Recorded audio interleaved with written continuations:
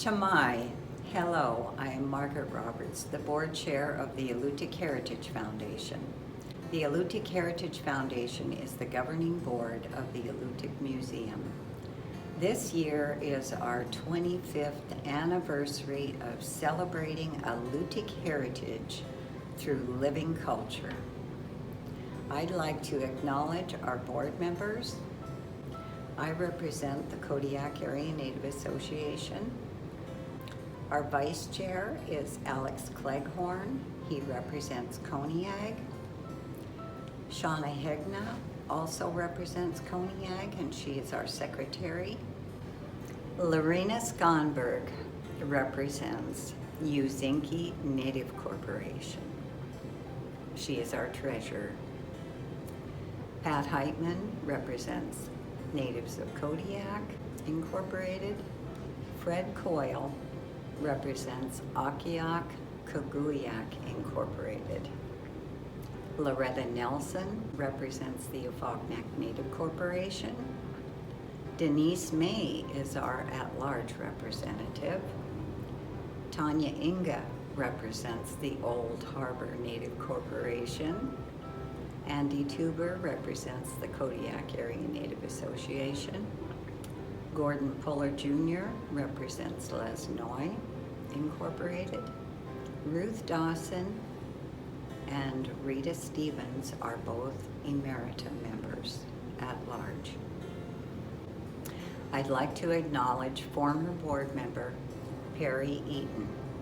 Perry served for a number of years on the Alutiiq Heritage Foundation Board of Directors, including he chaired last year. Thank you very much, Perry. Quiana.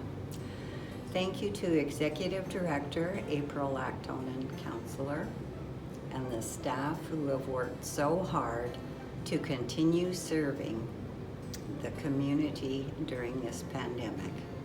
We appreciate our members and donors and funders who have kept this organization's mission alive for many years, including this year. This is our very first virtual meeting due to COVID-19. I hope everyone has enjoyed the beautiful summer. It gives us a chance to get outdoors and keep our sanity during this very unique year. Quiana Sinag for joining us for this meeting, and I hope you will keep your social bubble small, wash your hands, use safe distancing. We want to keep our families and our elders safe. Quiana, thank you so much. Quiana Margaret for that introduction to this year's Alutiiq Museum annual meeting. Chamai, I am Ishik, April Lactonen Counselor. I've been the museum's executive director since 2015. As you've noticed, we're conducting this event at a distance this year due to the COVID-19 pandemic. We miss our community members and supporters very much. Our gallery is open for limited hours to the public, Tuesday through Saturday, 12 to 4 p.m., and we've also shifted to offering most of our programs online through Facebook, Vimeo, and our website, alutiiqmuseum.org. Many of our friends live off-island or live far away, and we join together virtually so that our efforts and successes from the last fiscal year can be celebrated. First, I want to acknowledge our board members. These Alutiiq leaders set the strategic plan and provide governance to the organization. They are made up of representatives of all of the founding and supporting Native entities from the Alutiiq region of Kodiak Archipelago. They make sure that our heritage is protected and our culture is celebrated in the community. I also want to lift up the museum's hardworking staff. Amy Steffian, Chief Curator, Emily Capjohn, Business Manager, Molly Odell, Director of Grants and Programs, Amanda Lancaster, Curator of Collections, Derek Shaya, Alutiiq Language and Living Culture Manager, Juna Davidson, our Public Programs Manager, Alex Painter, Exhibit Manager, and Alyssa Madrid, our Gallery and Retail Specialist. If you have been a museum member, volunteer, donor, or funder, we would like to say Quiana for helping keep our mission going, the mission to preserve and share Alutiiq heritage and living culture. Also, it is important for me to acknowledge our artists, elders, and fluent speakers who contribute so much to our knowledge of Alutiiq language and culture. Our Cultural Arts Committee, our Collections Committee, and Board Finance Committee, Kuyana for your service. While we did face financial hardship at the beginning of the year, we have also been bolstered by the fact that our programs remain strong and our supporters are active. Grant funders, donors, and other supporters have pulled us through.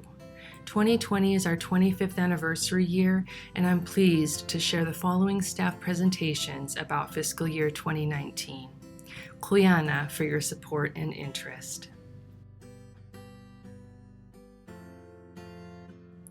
Chimai, this is Executive Director April Counselor. I'm sharing the museum's financial update for 2019. While the fiscal years 2016 through 2018 had positive financial results and added to our organization's savings, 2019 ended in a net loss of $152,489. The main factor behind the loss in 2019 was an increase in facility costs. In 2020, we have been faced by an unprecedented year of upheaval, but thankfully, due to numerous COVID-19 relief grants and CARES Act funding, we hope to break even in fiscal year 2020. In terms of the organization's total net assets, we ended 2018 with $988,000 and ended 2019 with $835,000 in net assets. However, the organization's total cash and cash equivalents rose to $517,000 at the end of 2019, which is up from $391,000 at the end of 2018. For more details, please see the financials in our upcoming annual report or visit alutiiqmuseum.org for more information. Audits of past years can be found on guidestar.org, where we have a platinum seal of transparency.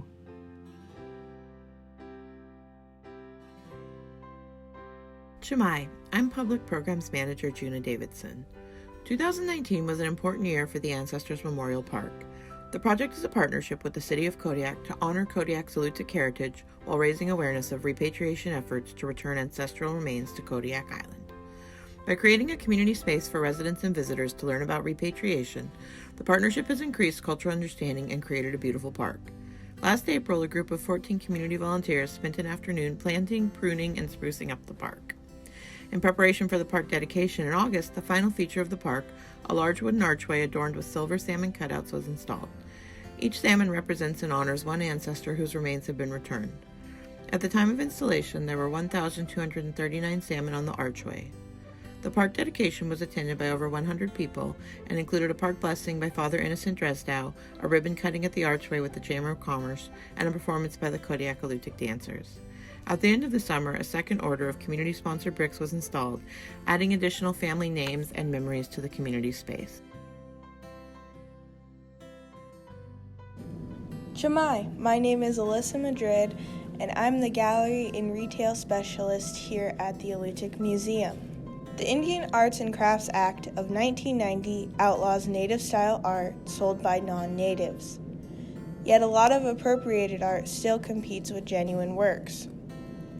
The Arts Advocacy Project promotes and advocates for authentic native art created by Indigenous artists. The project will help artists market their work with individualized support and community education. The Alutiiq Museum store will also work to improve its space to allow artists to showcase and sell their work. Kuyana. Chimai, my name is Juna Davidson. I'm the Public Programs Manager here at the Alutiiq Museum. In 2019, the museum implemented the Pingwat project to grow Alutiiq ancestral beading knowledge and help make that knowledge accessible for the community. We recruited a team of 13 Alutiiq artists to travel to Kodiak for a week-long intensive beading workshop in November of 2019.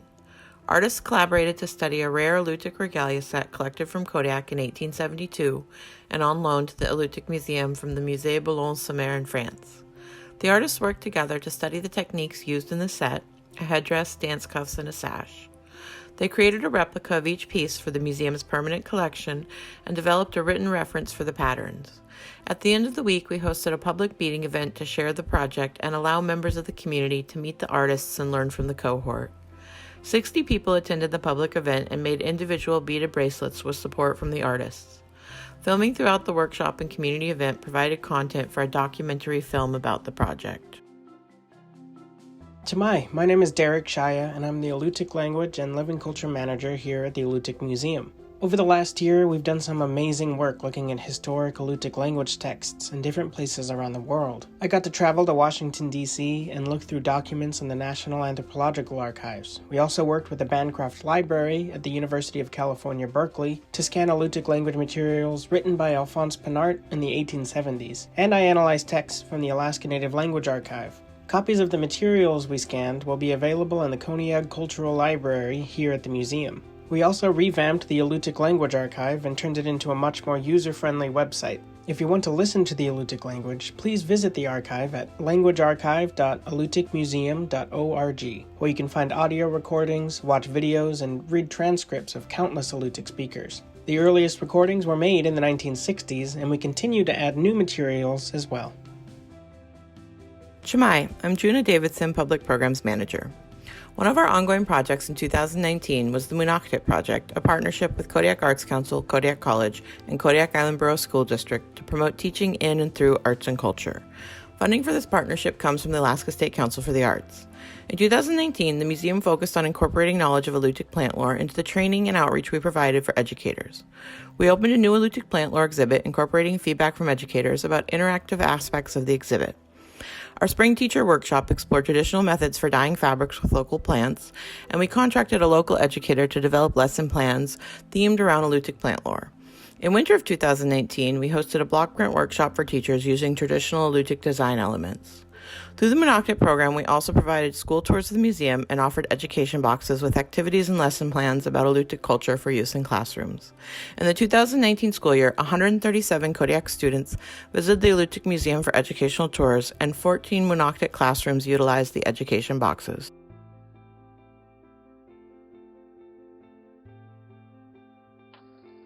I'm Patrick, the Curator of Archaeology at the Alutiiq Museum, and last year I had the pleasure of surveying Lesnoy's land for archaeological sites. We found 33 new sites and checked on 76 total. We covered over 100 kilometers of coastline. Mostly we were concerned with the condition of the various sites. Are they eroding, getting damaged by people, are animals digging in them, etc.?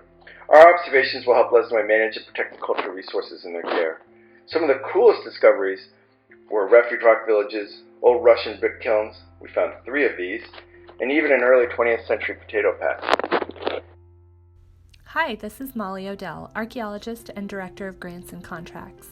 Last summer, the Alutiiq Museum conducted an archaeological excavation at the outlet of Carlick Lake for Koniag Inc. The Carlick drainage has been used by Alutiiq people for millennia. We wanted to excavate a house and a midden to learn more about the use of inland settlements. The house we excavated was about 300 years old and had a large central room with 5 smaller side rooms. It had a stone hearth or fire pit in the center. This was a substantial house that was reused over many years and even remodeled. We believe Alutiiq families lived in this house from late summer into late fall, when they likely moved to the coast for the remainder of the winter. Outside the house, we found a fascinating assemblage of animal bones and shells. There were lots of salmon bones, as we would expect, but there was also a huge variety of marine resources: clams, mussels, cod, marine mammals, and even porpoise. The Alutiiq people who lived at Carlick Lake clearly maintained close ties to the coast.